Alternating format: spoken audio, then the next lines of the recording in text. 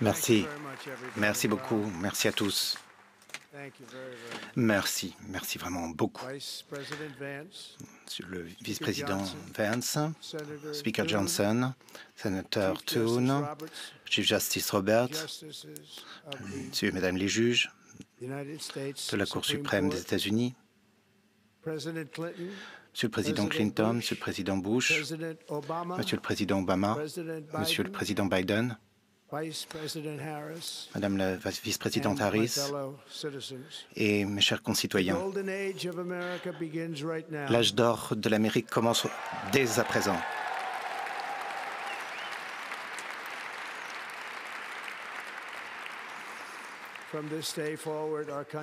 Dès aujourd'hui, notre pays va fleurir et sera de nouveau respecté partout dans le monde.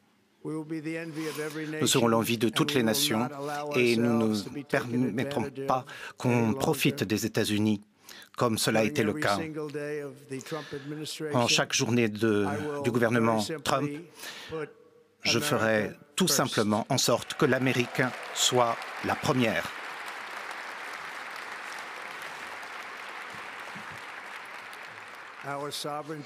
Notre souveraineté sera retrouvée, notre sécurité sera restaurée, la balance de la justice sera rééquilibrée, l'exploitation du ministère de la Justice et d'autres ministères prendra fin.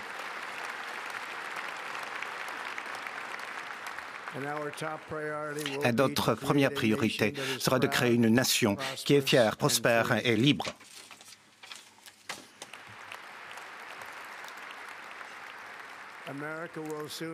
L'Amérique sera bientôt plus grande, plus forte et beaucoup plus exceptionnelle qu'elle ne l'a jamais été dans son histoire.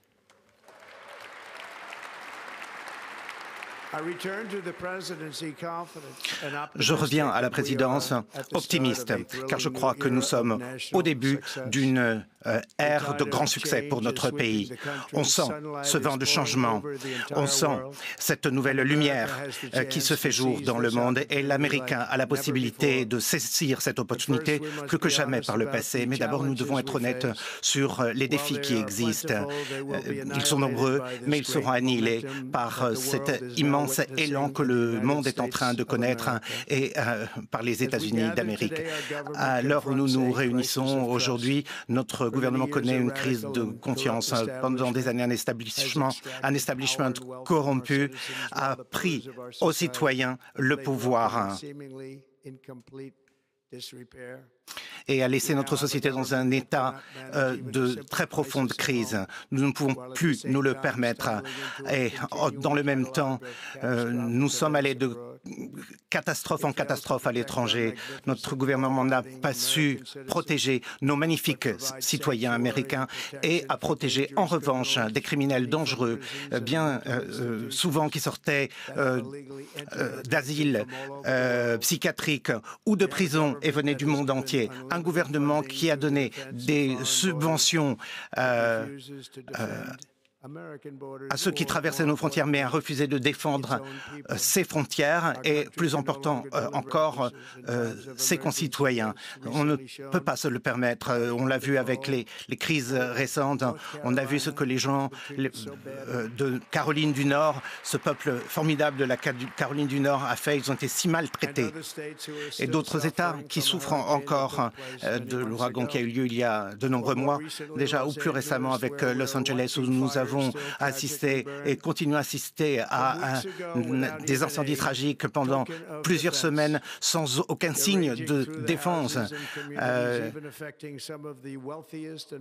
Cette colère, nous la retrouvons dans toutes les couches de la société. Il y a même des gens ici qui ont perdu leur maison. C'est intéressant tout de même. On ne peut pas se le permettre. et personne n'a rien pu faire, eh bien cela va changer. Nous avons un système de santé qui n'est pas à la hauteur, alors même que nous connaissons des désastres et pourtant nous dépensons plus pour la santé que tout pays au monde. Un système éducatif qui enseigne aux enfants à avoir honte d'eux, dans bien des cas, à détester leur pays, alors que nous essayons évidemment désespérément de les aimer. Tout cela va changer dès aujourd'hui et cela va changer très rapidement.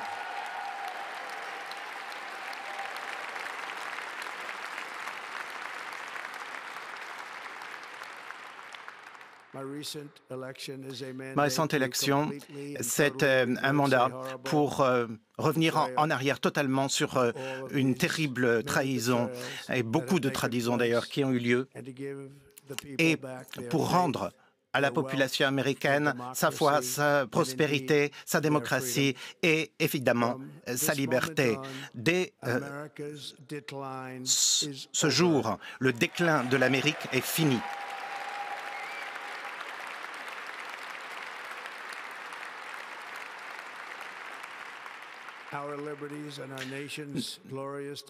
Nos libertés, la destinée glorieuse de notre nation ne seront plus niées et nous allons immédiatement restaurer l'intégrité, la compétence et la loyauté du gouvernement américain. Ces 8 dernières années, j'ai fait face aux pires difficultés qu'aient connues les présidents américains dans notre histoire et j'ai beaucoup appris pendant ces années. Ce voyage pour remettre en place la République américaine n'a pas été facile, mais je peux vous dire que ceux qui ont essayé de combattre notre cause, essayé de prendre ma liberté et même de prendre ma vie, il y a quelques mois, dans un magnifique champ de Pennsylvanie, un tueur a fait passer une balle à travers mon oreille, mais j'ai senti à l'époque, et je crois encore plus aujourd'hui, que ma vie a été sauvée pour une bonne raison. J'ai été sauvé par Dieu pour rendre sa grandeur à l'Amérique.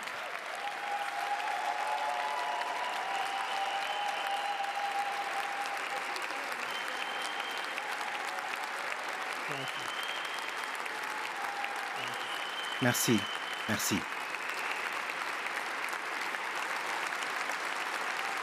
Thank you very much.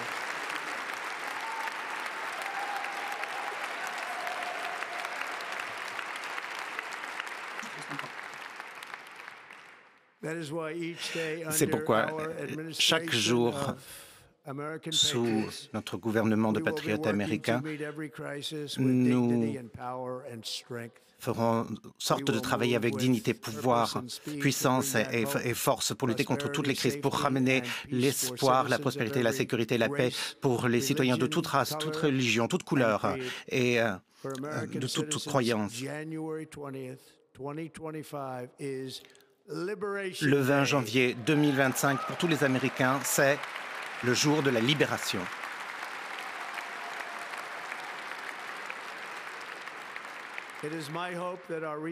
Mon espoir est que nos récentes élections présidentielles soient dans l'histoire américaine, considérées comme les plus importantes. Notre nation est en train de s'unifier autour de notre agenda avec un soutien croissant et croissant rapidement dans tous les milieux de la société, que ce soit les Asiatiques, les Blancs, les Noirs, les Latinos, les villes, les milieux ruraux, et puis les grands changements qui ont eu lieu dans les 7 swing states, et les millions de voix que nous y avons recueillies. Pour les communautés noires et hispaniques, je tiens à vous remercier de tout l'amour et toute la confiance que vous m'avez exprimée avec votre vote. Nous avons battu des records et je ne l'oublierai pas. J'ai entendu vos voix pendant la campagne et je suis impatient de travailler auprès de vous dans les années à venir. Aujourd'hui, c'est la journée de Martin Luther King et en son honneur, et c'est un grand honneur, nous ferons ensemble en sorte de faire de son rêve une réalité.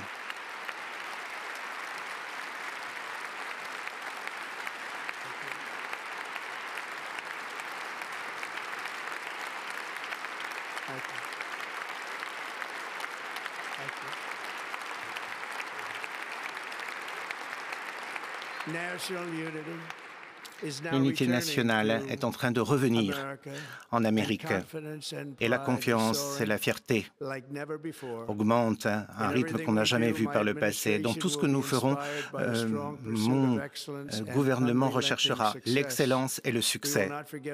Nous n'oublierons pas notre pays, nous n'oublierons pas notre Constitution et nous n'oublierons pas notre Dieu.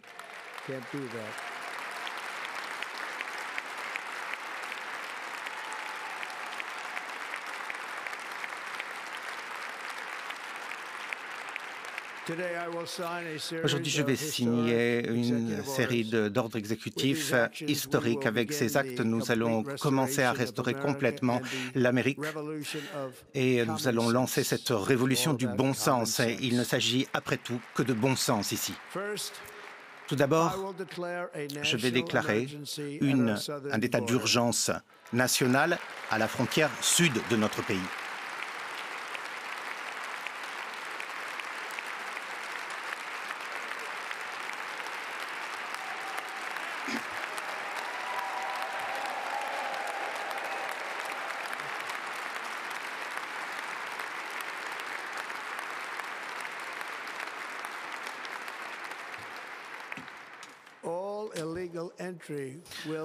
Toute entrée illégale sera immédiatement arrêtée et nous allons immédiatement commencer à renvoyer chez eux des millions de criminels chez eux, dans les pays dont ils viennent. Nous allons remettre en place notre politique Remain in Mexico, rester au Mexique. Je vais mettre fin à la pratique du catch and release. Et je vais envoyer des troupes sur la frontière sud pour mettre fin à cette désastreuse invasion de notre pays. Grâce aux ordres exécutifs que je signerai aujourd'hui, nous allons également désigner ces cartels en tant qu'organisations étrangères terroristes.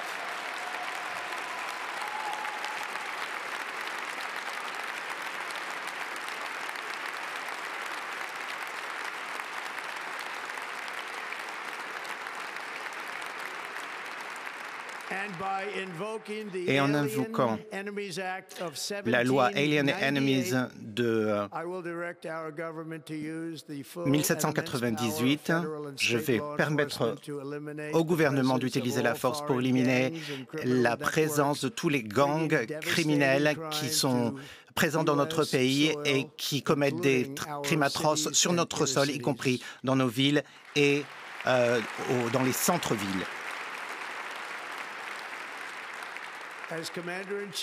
En tant que commandant-chef, je n'ai pas d'autres responsabilités plus élevées que celle de protéger notre pays contre des invasions et des menaces, et c'est exactement ce que je vais faire. Nous allons le faire à un niveau que l'on n'a jamais vu par le passé. Par ailleurs, je demanderai à tous les membres de mon gouvernement de lutter contre l'inflation et de faire rapidement diminuer les coûts et les prix.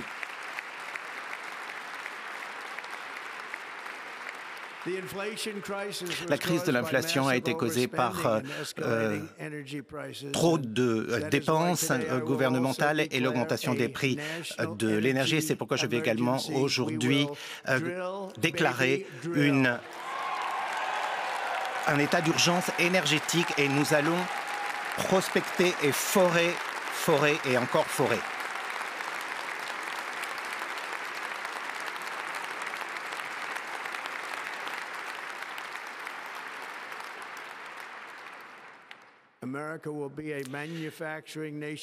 L'Amérique va redevenir une nation qui produit.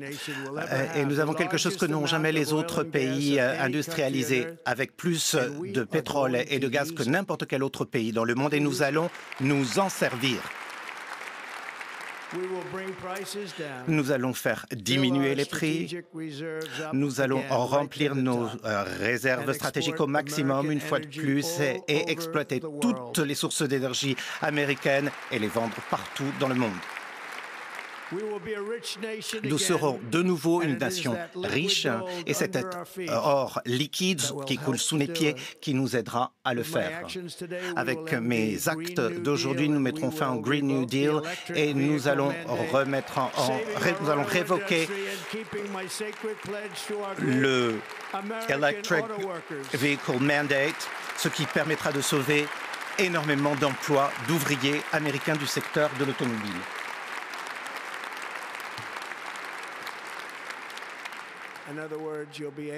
En d'autres termes, vous aurez la possibilité d'acheter la voiture que vous voulez.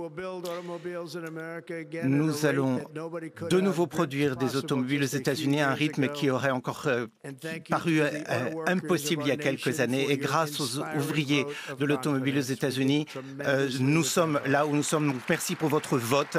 C'est grâce à vous aussi que nous sommes là. Merci beaucoup. Je vais immédiatement commencer à remettre en ordre notre système commercial pour protéger les ouvriers et les familles américaines. Au lieu de taxer nos citoyens pour enrichir d'autres pays, nous allons imposer des droits de douane et des taxes sur les pays étrangers pour enrichir nos concitoyens. À ces fins, nous sommes en train de mettre en place le External Revenue Service pour recueillir tous les droits de douane, les taxes, les impôts. Ce sera massif. Ce sera énormément d'argent qui viendra enrichir notre trésor depuis l'étranger. L'industrie américaine va se remettre sur pied.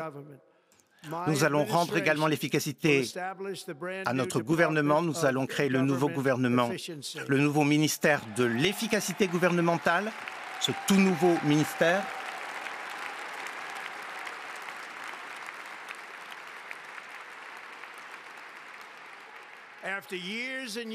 Après des années et des années d'efforts fédéraux illégaux visant à restreindre la liberté d'expression, je vais également signer un acte exécutif visant à stopper toute censure gouvernementale et à rendre la liberté d'expression à l'Amérique.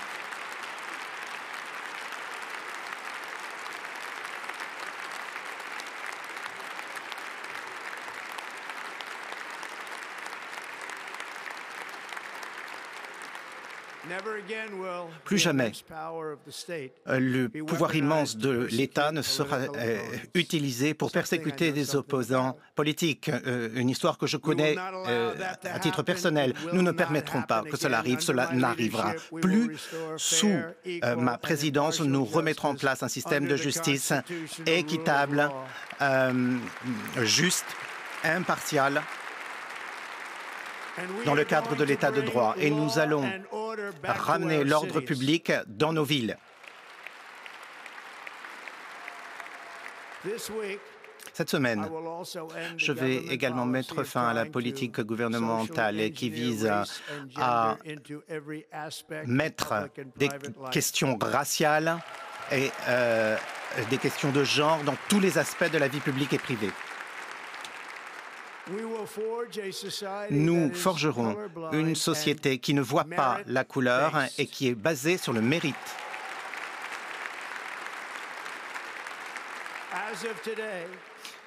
Dès aujourd'hui, ce sera la politique officielle du gouvernement des États-Unis qu'il n'y a que deux sexes, deux genres, mâle et femelle, homme et femme.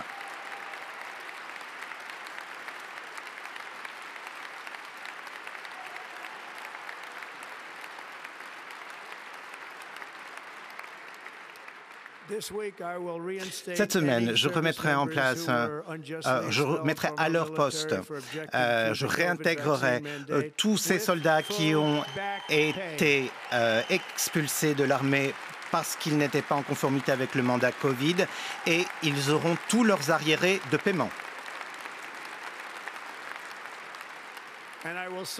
Et je vais signer un ordre qui visera à empêcher que nos soldats soient soumis à des théories sociétales fumeuses pendant qu'ils sont sous les armes. Ils pourront désormais se focaliser sur leur seule mission, vaincre les ennemis des États-Unis.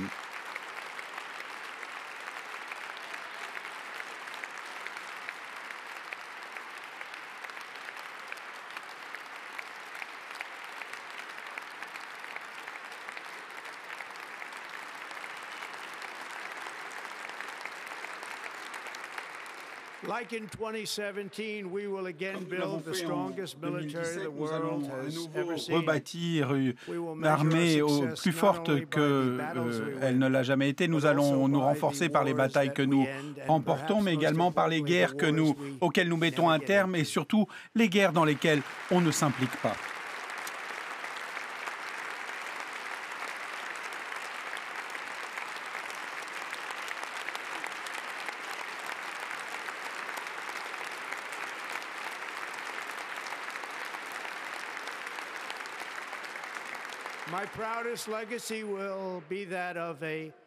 Ce dont je serai le plus fier, ce sera d'être un artisan de paix et un unificateur, quelqu'un qui réunit. Hier, dès la veille de ma prise de fonction, les otages au Moyen-Orient ont commencé à rentrer chez eux, à retrouver leur famille.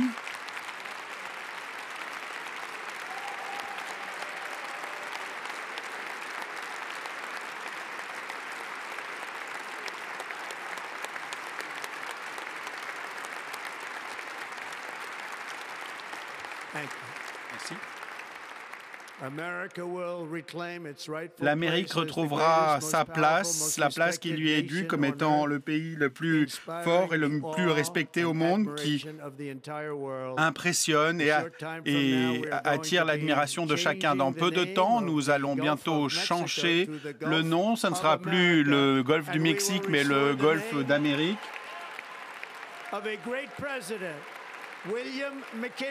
Et nous rendrons au mont McKinley le nom de ce grand président, le président McKinley.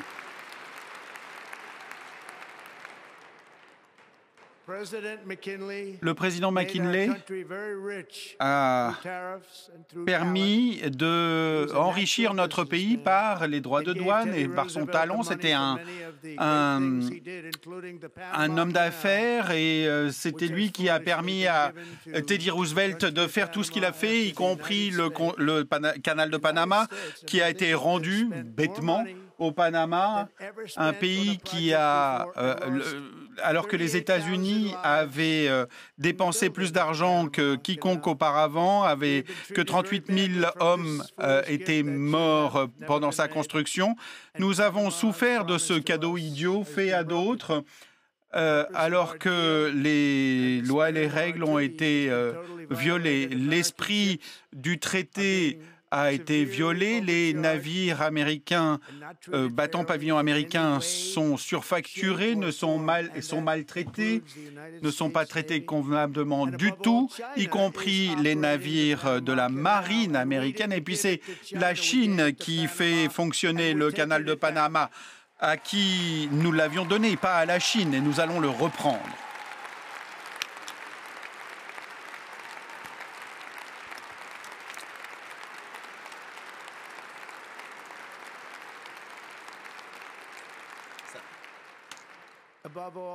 Et puis, je dirais aux Américains que l'heure est venue à nouveau de faire preuve de courage, de vigueur, de vitalité, comme nous l'avons fait, nous, la plus grande civilisation de l'histoire. Et alors que nous libérons notre pays, nous allons pouvoir le conduire au sommet avec la réussite et nous allons mettre un terme aux maladies chroniques, protéger nos enfants contre les maladies et permettre aux États-Unis d'être à nouveau un pays en croissance, un pays qui renforce notre richesse, étend notre territoire, construit des villes, porte haut notre drapeau dans de nouveaux endroits. Et nous mettrons en œuvre notre destinée manifeste et permettrons de planter notre drapeau sur la planète Mars.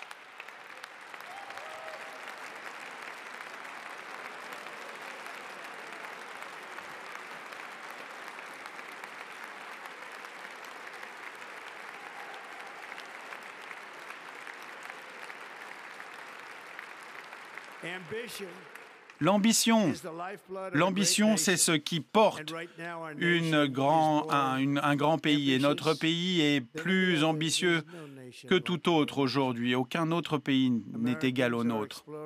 Les Américains sont des explorateurs, des constructeurs, des innovateurs, des entrepreneurs, des pionniers. Cet esprit de la frontière est en nous et l'appel à l'aventure résonne dans nos âmes. Nos ancêtres ont fait de ce petit groupe de colonies au bord d'un grand continent une grande république, la plus belle au monde.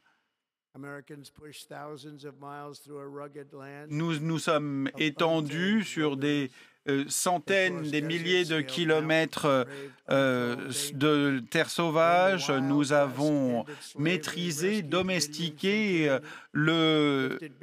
l'Ouest sauvage. Nous avons sorti des millions de personnes de la pauvreté, brisé l'atome, lancé l'humanité vers le ciel et à organiser tout cela pour nous, par nous. Si nous travaillons ensemble, rien ne nous est impossible. Nombreux sont ceux qui pensaient que je ne pourrais pas faire mon retour politique comme c'est le cas aujourd'hui. Et pourtant, on me voit ici, aujourd'hui, les Américains ont parlé.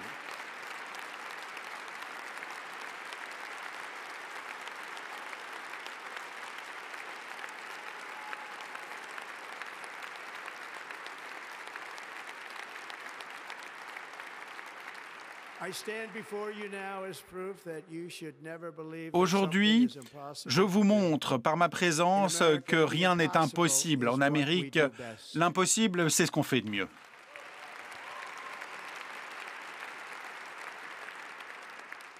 De New York à Los Angeles, de Philadelphia à Phoenix, de Chicago à Miami, de Houston à ici même, Washington.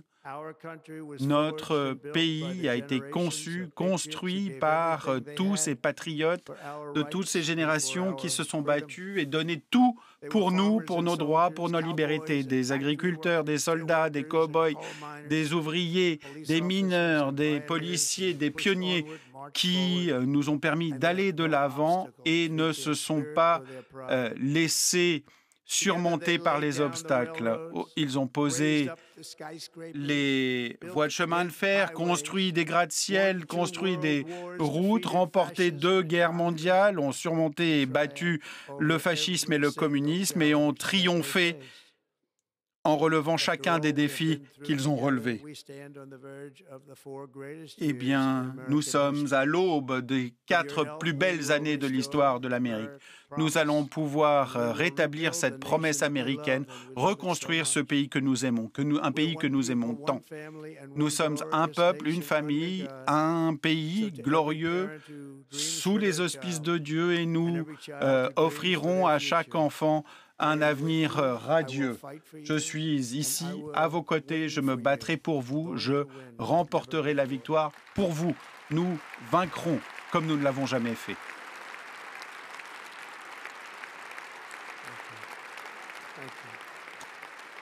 Merci. Merci.